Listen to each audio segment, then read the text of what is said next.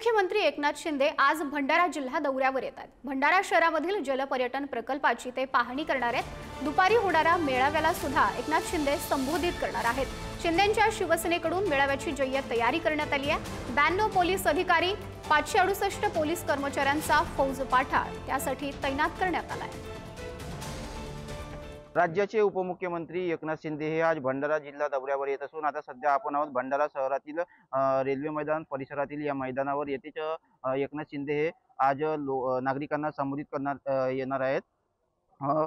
या निमित्ताने पक्षातील कार्यकर्त्यांना मेळावा व जाहीर सभा या मैदानावर होणार आहे।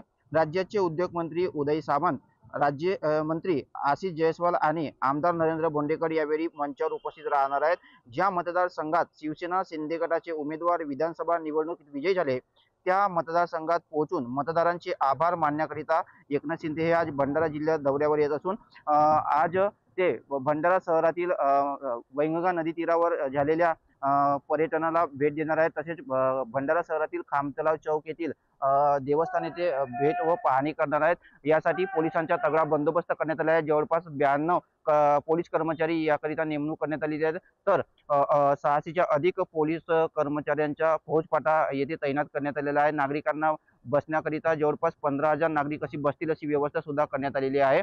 आणि दुपारच्या सुमारामध्ये एकनाथ शिंदे हे नागरिकांना संबोधित करणार आहेत। यावेळी काय वक्तव्य करणार याकडे सर्वांच्या नजरा लागलेल्या आहेत। अक्षय खोबरागडे, पुढारी न्यूज, भंडारा।